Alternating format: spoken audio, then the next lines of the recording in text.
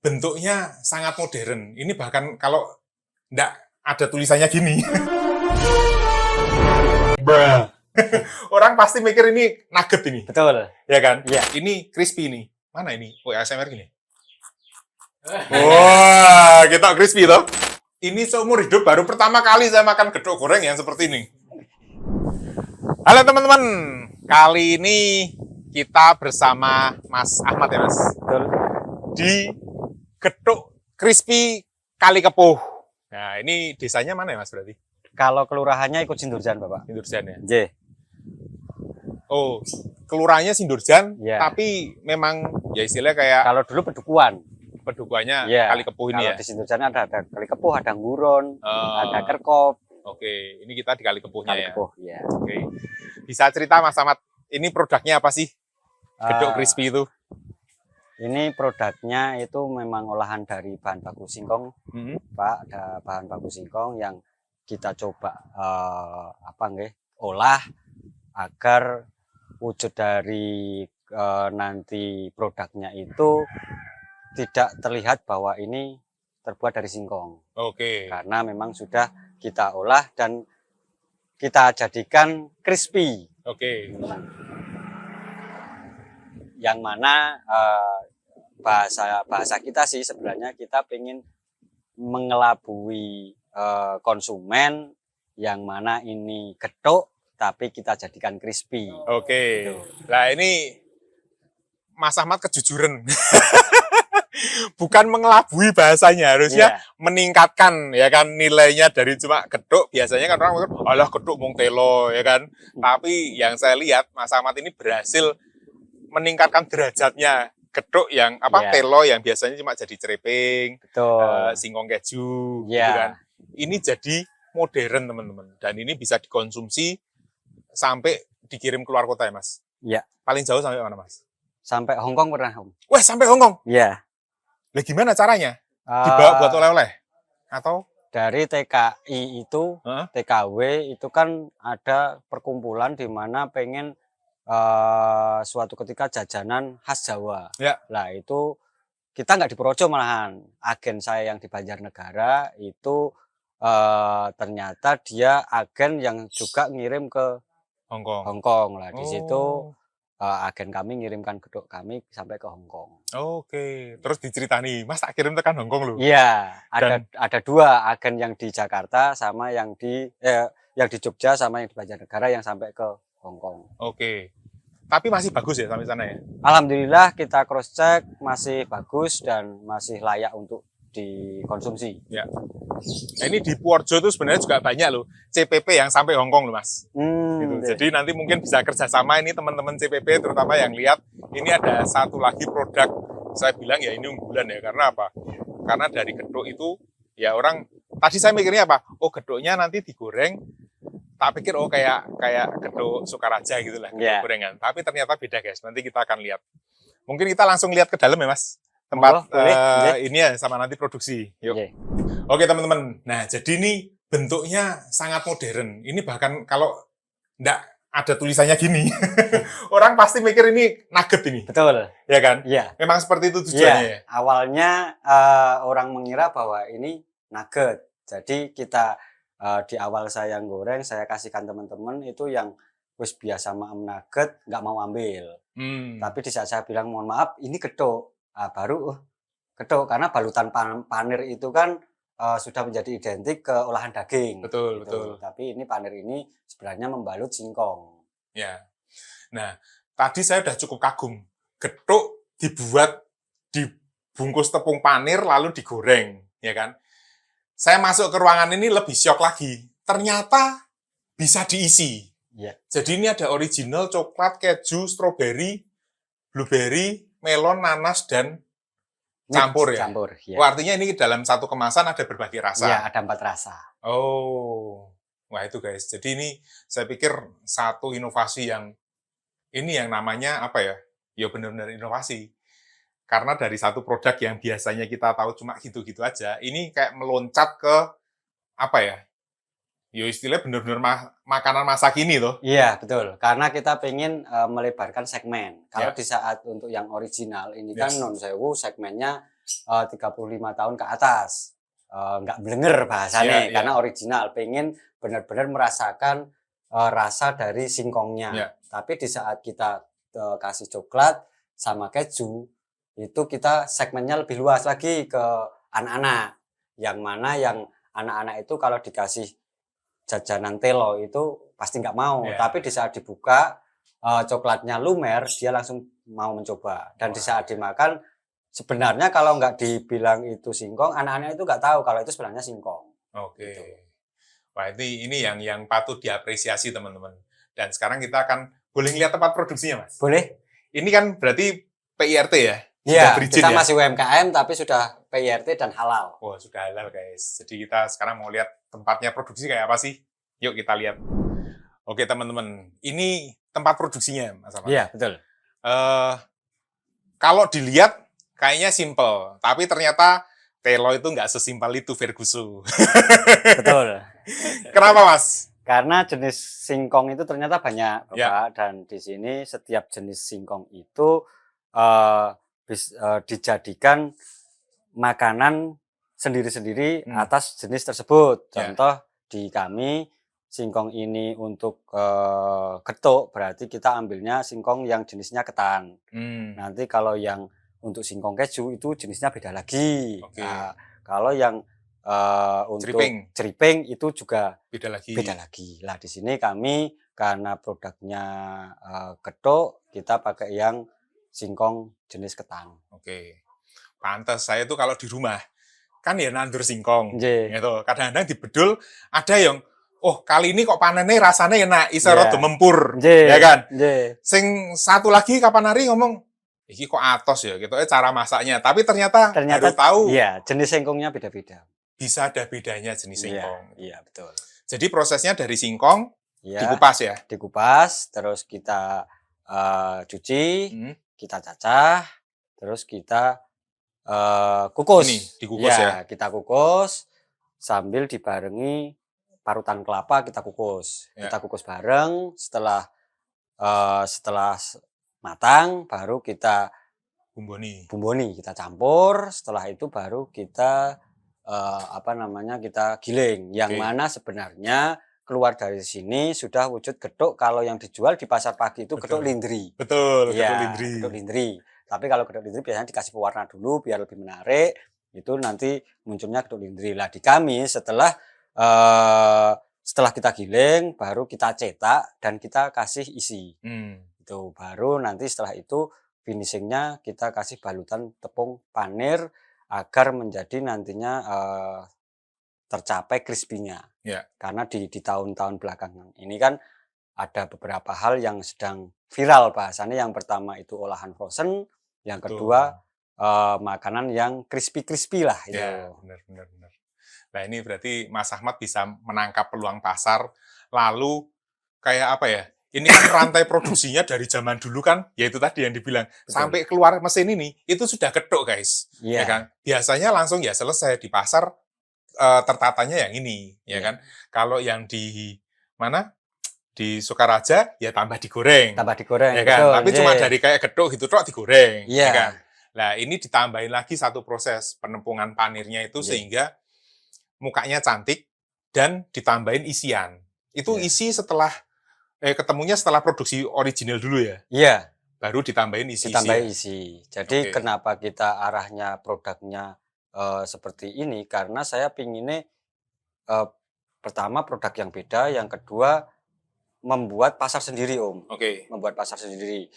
Di awal memang sangat berat.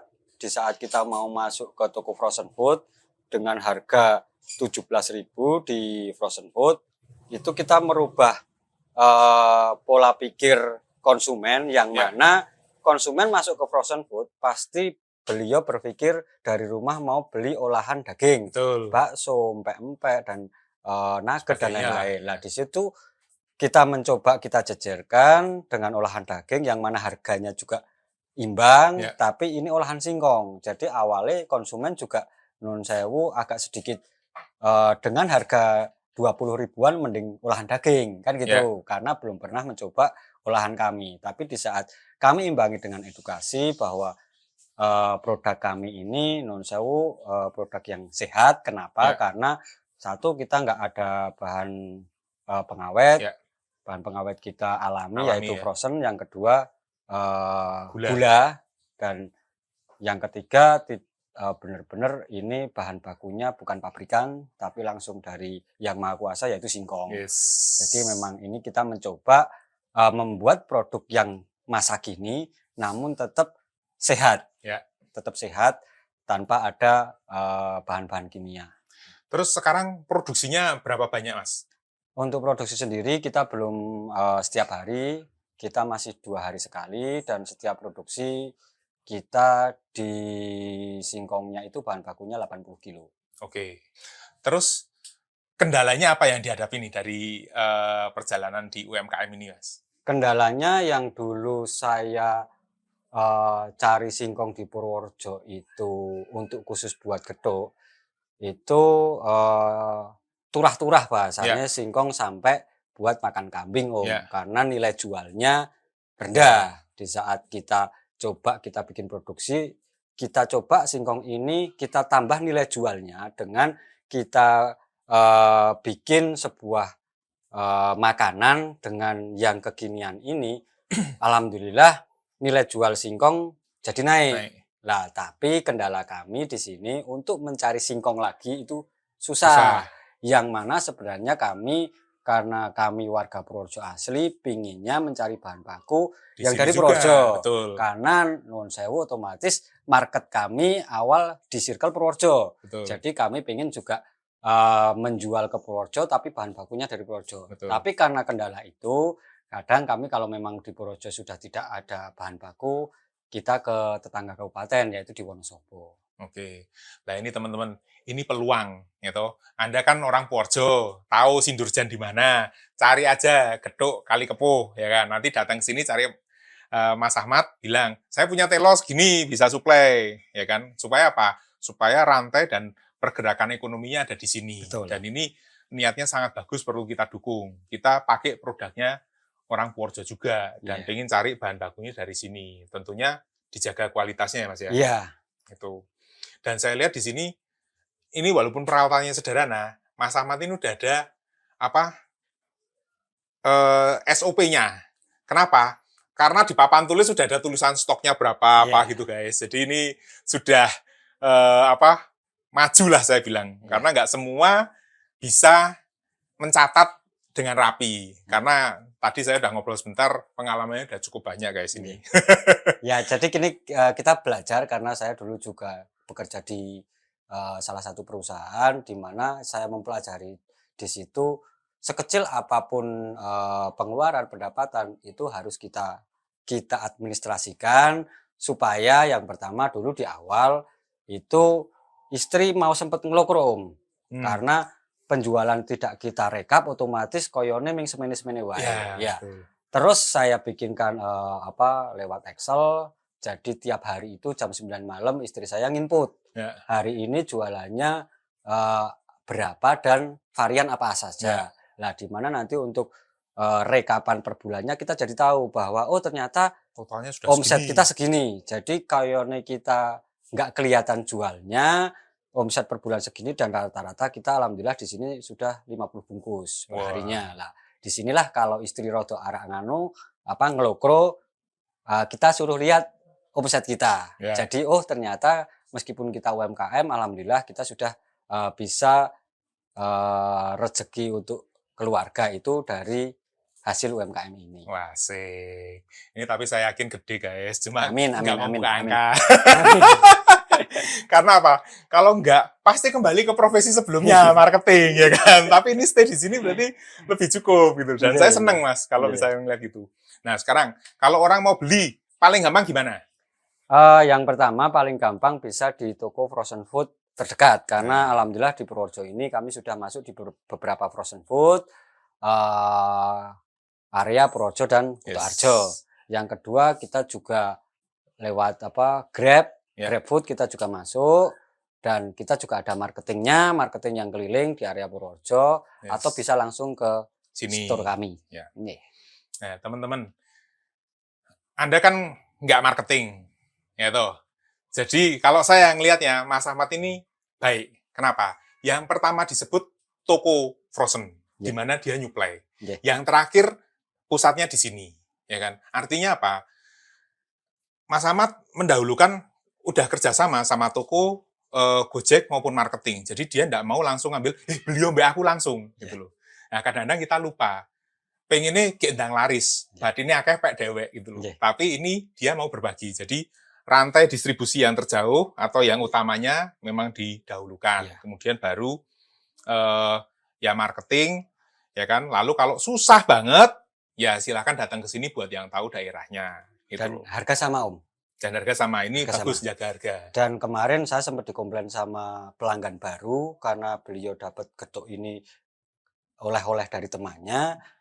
Di packing kami kan nggak ada nomor HP. Ya, ya. Lah beliaunya bawa packing, nyari, tanya-tanya sampai sini. Yang pertama dikomplain, Mas kok ora ono nomor HP nih. Nah, Ya. di situ kami memang mencoba pengen bagi-bagi rezeki Om. Betul. Karena marketing kami itu nggak cuman di apa istilahnya frozen food, nggak cuman di sales yang harian, tapi kita juga bareng-bareng cari rezeki lewat reseller. Ya. Nah, jadi di sini memang packaging kami nggak kita kasih nomor telepon agar reseller itu tetap tidak putus. Ya. Tidak putus, tetap di saat kita kan juga ada Facebook dan IG. Ya. Di saat di situ ada yang menanyakan lokasi kami, kita tanyakan dulu posisi ibu di mana. Oh, ternyata ibu di Kutoarjo. Ibu gini saja, kalau memang ibu di Kutoarjo, ibu bisa hadir di toko frozen food Kutoarjo di Asri. Ya. Itu kita arahkan ke toko yang terdekat di situ. Ya, namun tidak menutup kemungkinan ada beberapa konsumen yang pengen langsung apakah mantep gitu ya. Beliau nggak percaya kalau kita produksi sendiri. Oh. Tahunya kita agen. Karena ada produksi seperti ini di Projo kok koyone ra yakin. Kok keren banget ngono ya. Nah, itu beliaunya ke sini sampai ke belakang. Ya. Saya pengen lihat apakah benar-benar ini produksi sendiri atau jenengan cuma agen sebenarnya. Ya. Gitu. Lah, kita mencoba ya kita arahkan ini Bu, kita produksi Ya, sendiri, ya. tapi mohon maaf Ibu ke sini enggak pas kita produksi, jadi kita lihatkan saja alat produksinya. Ya. Jadi kita benar-benar ini produksi sendiri dari kami. Ya. Oke, gitu ya teman-teman. Jadi ini kita sudah ngeliat ini memang bukan pas nggak produksi karena tadi harusnya jam 11, tapi saya ada acara lain, jadi ini datangnya telat. Ya, tapi tetap disuguhi guys, jadi tenang aja, kita ngeliat bentuk hasil jadinya. Ayo kita lihat yuk. Jadi setelah kita packing, tadi kita masukkan freezer. Sini freezer ya. Di sini kita pakai freezer yang untuk es batu sebenarnya biar tumpukannya itu nggak terlalu banyak, biar nggak penyet, karena kalau masih habis diproduksi itu lembek. Ini baru ya berarti ya? Ini baru. Ini tadi ya? Yang tadi ini. Yang tadi Om. Nah ini kan ini masih teksturnya masih lembek. Ya. Dan dia masih ngembun-ngembun gini nih, berarti belum jadi es toh? Ya. Oh iya, ini masih lembek nih. Ya, baru nanti setelah kita produksi yang besok kita produksi lagi, yang dari sini kita masukkan ke freezer yang kotak. Oh. Ya, kenapa? Karena apalagi kita produk makanan ya Om, kita Vivo nomor 1. Jadi first in first out itu kita utamakan. Jadi expirednya biar karena ini kita sangat hati-hati karena ini produknya makanan. Saya sangat menjaga dan saya pesan sama istri juga bahwa first in first out-nya Vivo-nya harus kita jaga. Wes. Ini nggak banyak ya. Mungkin UMKM perlu belajar ke Mas Ahmad ya soal Vivo ini ya. First in first out berarti mana stok yang datang pertama kali itu harus terjual atau dikeluarkan lebih dulu. Jadi nggak taruh lama ngendon di sini ya kan? Gitu. Jangan sampai malah biasanya nek ditumpuk tok itu yang paling terakhir kan di atas. Karena males ya yang diambil ya yang atas, yang bawah sudah berbulan-bulan. Nah, itu yang dimaksud Vivo. Jadi Anda tahu ya kualitasnya ini seperti apa gitu. Nah, terus cara gorengnya Mas, ini kan juga katanya tadi ada tekniknya. Untuk cara goreng sendiri ini sedikit unik. Kebalikan dengan makanan khas Projo yaitu geblek. Mungkin untuk teman-teman yang Projo tahu bahwa kalau goreng geblek itu minyak mentah, minyak dingin. Kalau untuk getuk ini itu minyaknya sudah panas tapi apinya sedang. Kenapa? Karena di saat apinya kecil itu dia akan remuk. Jadi akan hancur, dan kalau apinya terlalu besar itu gosong. luarnya gosong, dalamnya masih anyes. Oh, Ya, masih jadi dingin. sebelum kita goreng itu karena ini dari freezer, kita angkat dulu sekitar 1/4 jam di suhu ruangan Ya, biar es batunya atau mencair dulu ya. mencair dulu baru nanti kita goreng Oke. gitu. Nah, hasil jadinya kayak gini, guys. Ya. Ini. Silakan dicima, Mas. Jangan sungkan-sungkan anggap rumah sendiri. Gitu. Ya, Ini monggo dicoba. hasilnya seperti ini. Ya, ini varian yang coklat. Oh, ini coklat ya? Coklat, ya. Oke, kita coba ya. Ya, Wah, dicoba. ini ditaruh sini hasil, Mas, ada enak Iya. saya. Nih, kelihatan gini, guys. Ini crispy nih. Mana ini? Oh, ASMR gini. Wah, kita crispy toh. Ya. Lalu dibuka. Nah, ini coklatnya lumer, guys. Artinya matangnya sampai dalam, ya kan? Betul. Karena enggak, ini dimasukkan dalam bentuk batang kan berarti? Iya, batang. Oh, lumer dia.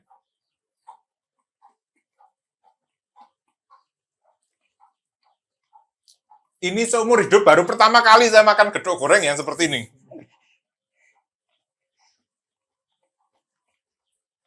Berarti yang ini kan originalnya. Ya, kalau Ya kita kan? gigitnya nggak terlalu dalam, kita kenanya di original. Ya. Dan originalnya memang udah ada rasanya. Sudah manis. Udah manis. Sudah manis. Wah, ini memang unik banget sih. Dan saya pikir tadi strategi marketingnya benar banget. Jadi ini bisa disajikan. Anda kalau nggak tahu tamu itu datang kapan aja. Betul. Ya kan, ada orang bertamu. Ya toh. Nah, biar nggak lupa, ini dikasih yang kayak gini. Kenapa? Karena kalau disuguhi mendoan, pisang goreng, dan lain-lain, itu rasanya biasa. Ya kan? Anda mungkin bisa juga goreng tempe, goreng pisang di rumah. Tapi, ya udah, pulang, dadah, besok lupa. Oh, kemarin disuguhi, apa ya, gedang apa tempe ya waktu itu ya kan. Tapi kalau disuguhi ini soalnya unik banget, guys. Saya baru pertama kali, ini nanti saya juga mau beli buat kasih lihat ke istri. Oh, no, lo panganan kayak gini dan made in Purworejo loh, guys. Dan ini sudah sampai Hong Kong, ya kan? Dan permintaan banyak dari mana, Mas? Dari Jakarta, terus yang luar pulau itu sebenarnya Jambi, Kalimantan, Bali. Itu yang pengen jadi agen, cuman kita belum bisa cover karena kaitannya dengan pengiriman. Karena kita di suhu ruangan untuk menjaga kualitas maksimal 24 jam di suhu ruangan. Makanya kita baru mencari bagaimana caranya kita bisa mengirim ke luar pulau ya. Luar pulau tapi masih di range 24 jam. Karena kalau di sisi timur Indonesia sebenarnya kita sudah sampai ke Jayapura. Itu buat oleh-oleh. Tapi saya tanyakan dulu Ibu, bawanya gimana? Bawanya kalau pakai pesawat kan berarti tetap 24 jam. Ya. Dan di Aceh juga sudah, tapi pesawat. Dan di Jambi itu pakai mobil 3 hari itu masih layak Om. Karena kalau di dalam mobil itu kan ada AC. Ya. Nah, yang kita takutkan kalau kita paket itu kan kita nggak tahu cara naruhnya di mana kan itu. Kalau pas yang di Jambi itu kan karena pakai bis terus dibawa di atas bis. Nah, itu kena AC-nya itu tetap 3 hari pun sampai Jambi aman. Oke. Jadi itu ya teman-teman, satu peluang lagi. Ini agennya udah banyak permintaan. Kesulitannya ada di pengiriman sama ongkirnya. Karena jangan sampai, ya kadang-kadang sebenarnya kalau uang ngidam wis piro-piro dibayar. Gitu. Tapi kan rasanya, apa ya, nek wong Jawa ngomong ora mentolo ya. Betul, ya. Apa bahasa Indonesia nih? Maksudnya kayak nggak tega gitu loh. Nggak tega, Mosok barangnya 20.000, ongkirnya 50.000. Betul. Itu jadi ini kalau Anda yang nonton ini punya solusinya, langsung nanti cek IG-nya Gethuk Kali Kepuh, nanti kita pasang ya kan sama Facebook-nya. Anda bisa DM bilang, "Mas Ahmad, saya di Bali, saya di Kalimantan, saya di Sumatera. Saya tahu solusinya, kita siap jadi agen." Ya kan? Jadi ini tumbuh ekonomi baru. Oke. Terima kasih banyak Mas Ahmad atas pengalamannya, lalu juga atas gethuknya, terus pengetahuannya. Saya baru tahu kalau telo itu ternyata jenisnya ada beda-beda, ya kan? Dan itu ya gethuk bisa dibuat seperti ini nih, sangat membuka wawasan dan saya harap bisa jadi inspirasi Anda dimanapun berada. Jadi jangan berhenti inovasi, gitu loh. Gitu ya Mas. Siap, nggih. Mungkin ada pesan-pesan untuk pemirsa? Ya, mungkin untuk pemirsa dan terutama untuk teman-teman UMKM, yang pertama jangan gampang mengeluh. Karena apa? Kita belum tahu rezeki apa yang akan kita hadapi di tahapan berikutnya. Karena tidak semua produsen itu membuat produk bisa langsung diterima di pasaran. Jadi yang utama kita tetap harus berinovasi, tetap inovasi, dan kita harus bisa membaca peluang di lapangan. Yang mana dengan gedung ini yang biasanya kalau matang seperti ini tahunya combrok, nah itu kalau kita coba rasakan ini tetap gedung bukan combrok, tapi kita coba di crispy-nya itu untuk bisa memperlebar segmen. Anak-anak pun bisa suka dengan olahan singkong. Oke, mantap. Selamat ya Mas ya. Terima kasih Pak Tony. Sip.